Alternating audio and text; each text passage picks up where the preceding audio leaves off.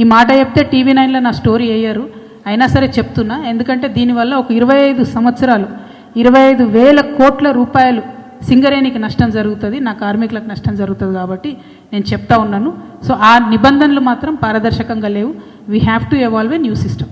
Madam, ఈ మీరు కొన్ని కోల్ బ్లాక్స్ అలొకేట్ చేయాలని మీరు డిమాండ్ చేశారు కదా, కాకపోతే కిషన్ రెడ్డి దీని గురించి ఏమన్నారనంటే సుప్రీంకోర్టు నిబంధనల ప్రకారం ఆప్షన్లో సింగరేణి పాల్గొవాలి, అది కొన్ని ఆప్షన్స్లో పాల్గొకపోవడం దురదృష్టం, దానివల్ల వాళ్ళకి దక్కట్లేదు అనేది వాళ్ళ.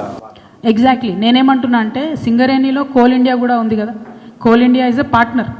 కాబట్టి కోల్ ఇండియా సింగరేణి రెండు హెల్తీగా ఉండాలంటే ఉన్న కోల్ బ్లాక్స్ మనకు రావడం కరెక్ట్.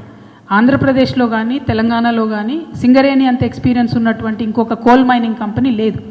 లేనప్పుడు కన్విన్స్ చేసి మనది కొత్త రాష్ట్రం కాబట్టి, మొత్తం భారతదేశంలోనే మనది కొత్త రాష్ట్రం కాబట్టి కొంచెం ఎక్స్ట్రా ఎఫర్ట్ పెట్టి కిషన్ రెడ్డి గారు ఈ సాయం చేయాలని కోరుతున్నాను నేను. రూల్స్కి వ్యతిరేకమా అన్నది కాదు, ఎగ్జామ్షన్ ఇవ్వచ్చు కదా. గుజరాత్ విషయంలో అనేక ఎగ్జామ్షన్స్ ఇచ్చినారు, ఎన్నికల సమయంలో బీహార్ విషయంలో అనేకమైన ఎగ్జామ్షన్స్ ఇచ్చిండ్రు, మనకెందుకు ఇవ్వరు? ఇచ్చే విధంగా ఎందుకు ప్రయత్నం చేయరు?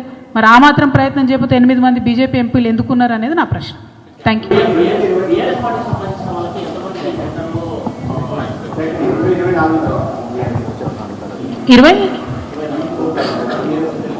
24 తర్వాత నా సమాచారం ప్రకారం అయితే 5 టెండర్లు ఉన్నాయి ఇక్కడ. ఇందులో ఒకటి శోధ సృజన్ రెడ్డి, మిగతా అన్నీ కూడా అటు ఇటుగా బీఆర్ఎస్ అనుయాయులకు బీఆర్ఎస్ సపోర్టర్స్కే ఉన్నాయి.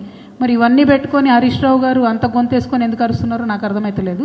అల్టిమేట్గా నేను అనేది ఏంటి అని అంటే, ఏదైతే లెక్కలు తేలలేదు వాటాలు తేలలేదు అని పదే పదే గుంటనక్క గారు అంటుంటే నాకు అనిపించేది ఏంటంటే ఆయన లెక్కలు వాటాలు తేలలేదేమో అని. ఒకటి.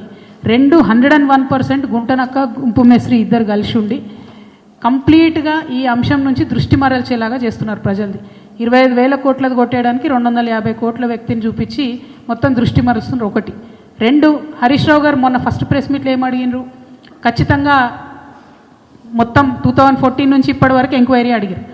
అంటే జరుగుతున్నది ఏంది ఇక్కడ? కేసీఆర్ గారి ప్రభుత్వం మీద ఎంక్వైరీ అని హరీష్ రావు గారు అడుగుతున్నారు. అన్ఫార్చునేట్లీ ఈ గుంటనక్క గారి యొక్క గోతిలో కేటీఆర్ గారు పడ్డారు. తెల్లారి ప్రెస్ మీట్ పెట్టి ఆయన కూడా అదే అడుగుతున్నాడు. మరి అంటే మీ ప్రభుత్వం మీద మీరే అడగడం ఏందన్నది చాలా వెరైటీగా అనిపించింది. సో దాన్నే నేను ఫస్ట్ నుంచి చెప్తున్నది, అదే పార్టీలో ఉంటూ ద్రోహం చేయడం కేసీఆర్ గారికి అన్నది గుంటనక్క గారికి వెన్నెతో పెట్టిన విద్య. ఇప్పుడు కూడా వారు అదే చేస్తున్నారు. బీఆర్ఎస్ పార్టీ కార్యకర్తలు నేను రిక్వెస్ట్ చేస్తున్నాను, వారి విధానం చూడండి, వారు మాట్లాడే పద్ధతి చూడండి. టోటల్ 2014 నుంచి ఇప్పటి వరకు బీఆర్ఎస్ పార్టీలో ఉంటూనే డిమాండ్ చేస్తున్నారు ఎంక్వైరీ చేయాలని. మరి యాజ్ టీజ్గా తెల్లారి కేటీఆర్ గారు కూడా అదే అడిగినారు.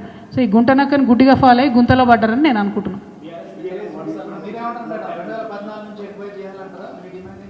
నేను ఒకటే చెప్తున్నా, as on today 9 is the biggest block that Singareni has. First దాన్ని ప్రొటెక్ట్ చేయాలి. ఆ తర్వాత ఏదైతే కేంద్ర ప్రభుత్వం ఎంక్వైరీ అన్నారో ఇంకొంచెం డీటెయిల్గా ఎంక్వైరీ చేయండి, నాకేం ప్రాబ్లం లేదు. 2014 నుంచి చేసుకోండి, 1956 నుంచి చేసుకోండి. మాది కార్మికుల పక్షం, కాంట్రాక్టర్ల పక్షం కాదు కాబట్టి నాకు టెన్షన్ లేదు. సో అల్టిమేట్గా సింగరేణి సంస్థ బతకాలంటే సింగరేణికి ఉండాలి 9 అనేది. సింగరేణి ద్వారానే అక్కడ ఓపెన్ కాస్ట్ మైనా ఏది చేస్తారో చేయాలని నా కోరిక.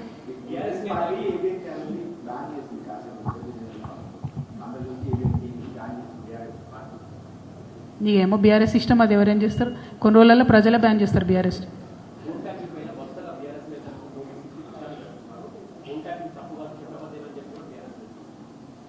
అంటే నేను ఒకటే మాట చెప్తా ఉన్నాండి, అసలు కాంగ్రెస్ ప్రభుత్వం ఎవరికి నోటీస్ ఇస్తుందో అర్థమవుతలేదు.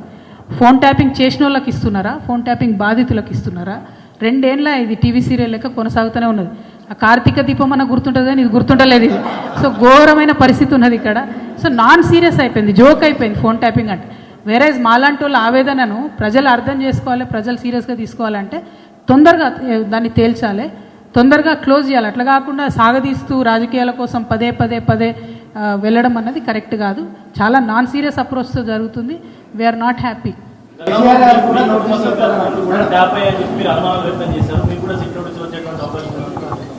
నాకు తెలియదు, ఏమో చూద్దాం, వచ్చినప్పుడు చూద్దాం.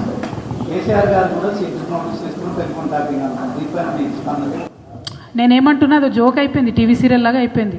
సీరియస్నెస్తో చేస్తే బాగుంటుంది.